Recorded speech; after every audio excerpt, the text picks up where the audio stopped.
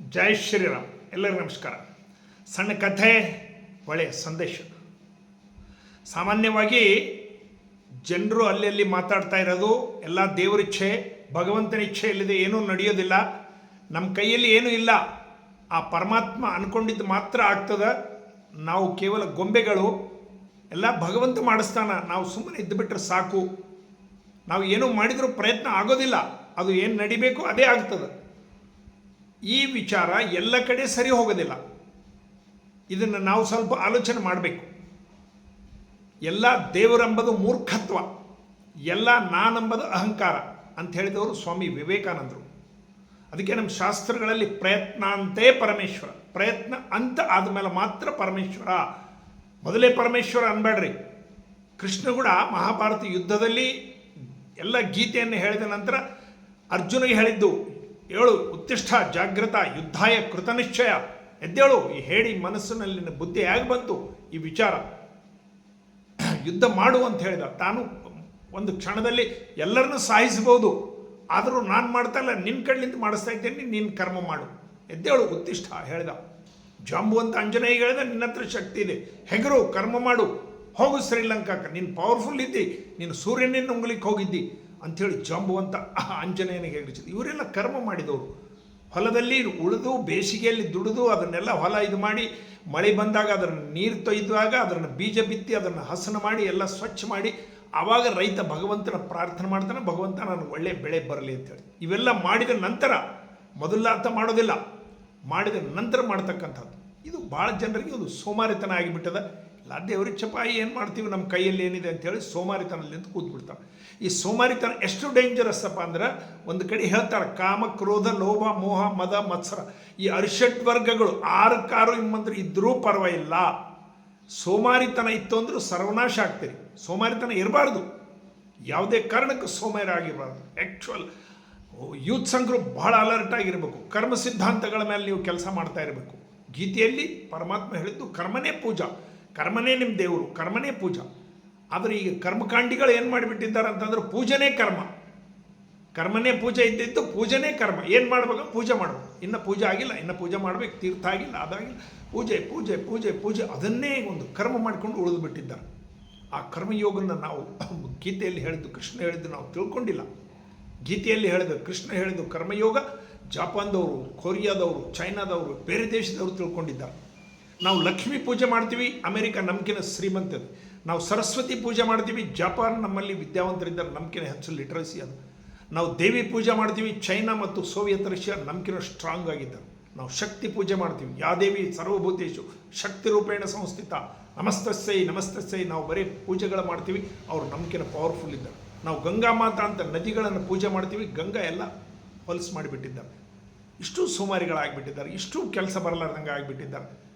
ನಾವು ಬೇರೆ ಕಡೆಯಿಂದ ಹೇಳಿಸ್ಕೊಳ್ತಕ್ಕಂಥ ಇದು ಇದು ಬಂದದ್ದು. ಜಗತ್ತಿಗೆ ಒಂದು ದಿವಸ ಜಗದ್ಗುರುಗಳಾಗಿ ಜಗತ್ತಿಗೆ ಮಾರ್ಗದರ್ಶನ ಮಾಡಿದಂಥ ಸಂಸ್ಕೃತಿ ಸನಾತನ ಧರ್ಮ ನಮ್ಮದು. ನಾವು ಕರ್ಮಕಾಂಡಿಗಳಾಗಿ ಟ್ರಾವ್ ಬಾವಿ ಕಪ್ಪೆಗಳಾಗಿ ಉಳಿದ್ಬಿಟ್ಟಿದ್ವಿ. ಅದಕ್ಕೆ ಒಂದು ಕಡೆ ಹೇಳ್ತಾರೆ, ಗೀತಾ ಕೋ ಮಾನ್ತೆ ಹೇ ಗೀತಾ ಕೀ ನಹಿ ಮಾನ್ತೆ, ಖುರಾನ್ ಕೋ ಮಾನ್ತೆ ಹೇ ಖುರಾನ್ ಕೀ ನಹಿ ಮಾನ್ತೆ, ಬೈಬಲ್ ಕೋ ಮಾನ್ತೆ ಹೇ ಬೈಬಲ್ ಕೀ ನಹಿ ಮಾನ್ತೆ. ನೋಡ್ರಿ, ಅಂದ್ರೆ ಅರ್ಥ ನೀವು ಅದನ್ನು ಒಪ್ತೀರಿ, ಗೀತೆಯಲ್ಲಿ ಹೇಳಿದ್ದು ಮಾಡೋದಿಲ್ಲ. ಅದಕ್ಕೆ ವಿವೇಕಾನಂದರು ಒಂದು ಕಡೆ ಆವೇಶಲಿಂದ ಹೇಳಿದ್ದು, Gita is a road map. ಗೀತೆ ಓದೋದ್ರಲ್ಲಿಂದ, ಗೀತಾ ಪುನಶ್ಚರಣೆ ಮಾಡೋದ್ರಿಂದ, ಗೀತಾ ಕಂಠಸ್ಥ ಮಾಡೋದ್ರಿಂದ, ಗೀತಾ ದಿನಾಪಾರಾಯಣ ಮಾಡೋದ್ರಿಂದ ಏನೂ ಬರೋದಿಲ್ಲ, ಏನೂ ಲಾಭ ಇಲ್ಲ. ಅದಿಟ್ಟು ಪೂಜೆ ಮಾಡಿದರೂ ಲಾಭ ಇಲ್ಲ. ಗೀತೆಯಲ್ಲಿ ಹೇಳಿದ್ದು ನಿಮ್ಮ ಜೀವನದಲ್ಲಿ ಅಳವಡಿಸಿಕೊಂಡು ನೀವು ಜೀವನದಲ್ಲಿ ಆ ರೀತಿ ನಡೆದ್ರೆ ಮಾತ್ರ ನಿಮಗೆ ಲಾಭ ಆಗ್ತದೆ ಅಂತ ಹೇಳಿ ವಿವೇಕಾನಂದರು ಹೇಳಿದ ಮಾತುಗಳು. ಕಾರಣ ನಮ್ಮ ಯೂತ್ಸ್ ಇದನ್ನು ತಿಳ್ಕೊಳ್ಬೇಕು. ಯೂತ್ಸು ಪರಿಶ್ರಮಿಗಳಾಗಿರಬೇಕು, ಕೆಲಸ ಮಾಡೋರಾಗಿರಬೇಕು, ಸೋಮಾರಿತನ ಇರಬಾರ್ದು. ನೀವು ಪರಿಶ್ರಮದಿಂದ ಆರೋಗ್ಯನ ಸುಧಾರಿಸ್ಬೋದು, ನಿಮ್ಮ ಪರಿಶ್ರಮದಿಂದ ಒಳ್ಳೆಯ ಆಹಾರ ತಗೊಳ್ಬೋದು, ನೀವು ಪರಿಶ್ರಮದಿಂದ ಪರೋಪಕಾರ ಮಾಡ್ಬೋದು, ನೀವು ಪರಿಶ್ರಮದಿಂದ ನಿಮ್ಮ ಬಟ್ಟೆ, ಮಾತುಕತೆ, ಡಿಸಿಪ್ಲಿನ್ ಸಿಸ್ಟಮೆಟಿಕ್ ಆಗಿರ್ಬೋದು. ಕೆಲವು ಅನಾಹುತಗಳಾಗ್ತಾವೆ, ಆಕ್ಸಿಡೆಂಟ್ಸ್ ಆಗ್ತಾವೆ, ಯಾರು ಸಾಯ್ತಾರೆ, ಕಾಡ್ತಾರೆ, ಅದು ಪ್ರಾರಬ್ಧ ಕರ್ಮ, ಅದಕ್ಕೆ ಯಾರೂ ಏನೂ ಮಾಡ್ಲಿಕ್ಕೆ ಬರೋದಿಲ್ಲ. ಅದನ್ನು ಮಾತ್ರ ದೇವ್ರ ಮೇಲೆ ಬಿಟ್ಬಿಡ್ಬೇಕು. ಉಳಿಕೆಯು ನಾವು ಯಾವ್ಯಾವ ಮಾಡ್ಲಿಕ್ಕೆ ಸಾಧ್ಯ ಅದನ್ನೆಲ್ಲ ಮಾಡ್ತಾನೆ ಇರಬೇಕು. ಚರ ಐತಿ ನಮ್ಮ ವೇದಗಳು ಹೇಳ್ತಾವೆ, ನಡೀರಿ ಹೇಳಿ ಎದ್ದೇಳಿ ನಡೀರಿ, ಗುರಿ ಮುಟ್ಟುವ ತನಕ ನಿಲ್ಲದಿರಿ, ಇದನ್ನು ನಾವು ಸೂತ್ರನ ಜೀವನದಲ್ಲಿ ಅಳವಡಿಸ್ಕೊಳ್ಬೇಕು. ಅದನ್ನೇ ಸ್ವಾಮಿ ವಿವೇಕಾನಂದರು ಯೂತ್ಸಿಗೆ ಹೇಳಿದ್ದು, ದೇಶದಲ್ಲಿ ಆ ರೀತಿ ತಯಾರಾಗಿರಿ. ಸೋಮಾರಿತನ ಬಹಳ ಡೇಂಜರಸ್. ಯಾವುದೇ ಕಾರಣಕ್ಕೆ ಸೋಮಾರಿಗಳಾಗಬೇಡ್ರಿ. ನಿಮ್ಮನ್ನು ಭಗವಂತ ನೋಡ್ತಾ ಇರ್ತಾನೆ. ನೀವು ಒಂದು ಹೆಜ್ಜೆ ಮುಂದಕ್ಕೆ ಬಂದರೆ 10 ಹೆಜ್ಜೆ ಭಗವಂತ ನಿಮ್ಮ ಕಡೆ ಬರ್ತಾನೆ. ನೀವು ಮನೆಯಲ್ಲಿ ಕೂತಲ್ಲೇ ಏನು ದೇವರಿಚ್ಛರಿ ನಾವೇನು ಮಾಡ್ಲಿಕ್ಕೆ ಸಾಧ್ಯ, ಆತನ ಇಚ್ಛೆಯಲ್ಲಿ ಏನು ಗಿಡದ ಎಲ್ಲಿ ಅಳ್ಳಾಡ್ಲಿಕ್ಕೆ ಸಾಧ್ಯ ಇಲ್ಲ, ಈ ರೀತಿ ಕೈಲಾಗಲಾರ್ದ ಮಾತುಗಳು ಆಡಿಕೊತ್ತು ಕೂತ್ಬಿಟ್ರಪ್ಪ ಅಂತಂದ್ರೆ ನೀವು ಅಧೋಗತಿಗೆ ಹೋಗ್ತೀರಿ. ಕಾರಣ ನಿಮ್ಮ ಉದ್ಧಾರ ನೀವೇ ಮಾಡ್ಕೊಳ್ಬೇಕು. ಒಂದು ಕಡೆ ಒಬ್ಬ ಟೀಚರು ಒಂದು 10 ಹುಡುಗರನ್ನು ತೊಗೊಂಡು ಒಂದು ಬೋಟ್ ಒಳಗೆ ವಿಹಾರಕ್ಕಂತ ಹೋಗಿದ್ದರು. ಸಮುದ್ರ ಒಳಗಡೆ ಸ್ವಲ್ಪ ದೂರ ಹೋಗಿ ಬರೋಣ, ಹೀಗೆ ಸಮುದ್ರ ತೋರಿಸ್ಬರೋಣ ಅಂತೇಳಿ. ಒಳಗೆ ಹೋದ್ಮೇಲೆ ನಾವಿಗೆ ಸಣ್ಣ ರಂಧ್ರ ಬಿತ್ತು, ನೀರು ಬರಲಿಕ್ಕೆ ಚಾಲಾಯಿತು. ಎಲ್ಲರೂ ಗಾಬರಿ ಆಗಿಬಿಟ್ರು. ನೀರು ಬಂತು, ನಾವು ಮುಳುಗ್ತೀವಿ, ಏನು ಸತ್ತು ಹೋಗ್ತೀವಿ, ಹೇ ಭಗವಂತ ರಕ್ಷಣೆ ಮಾಡು, ಭಗವಂತ ರಕ್ಷಣೆ ಮಾಡು. ಎಲ್ಲರೂ ಪ್ರಾರ್ಥನಾ ಮಾಡ್ಲಿಕ್ಕತ್ರು.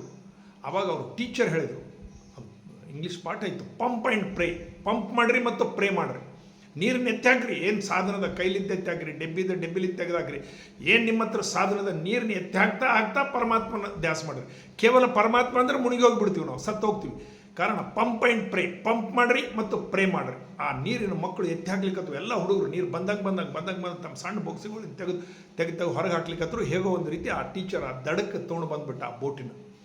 ನೋಡ್ರಿ, ಇದ್ರದ್ದು ಅರ್ಥ ನಾವು ಕೇವಲ ಭಗವಂತ ಎಲ್ಲ ಅಂತ ಕೂಡೋದ್ರಲ್ಲಿಂದ ಲಾಭ ಇಲ್ಲ.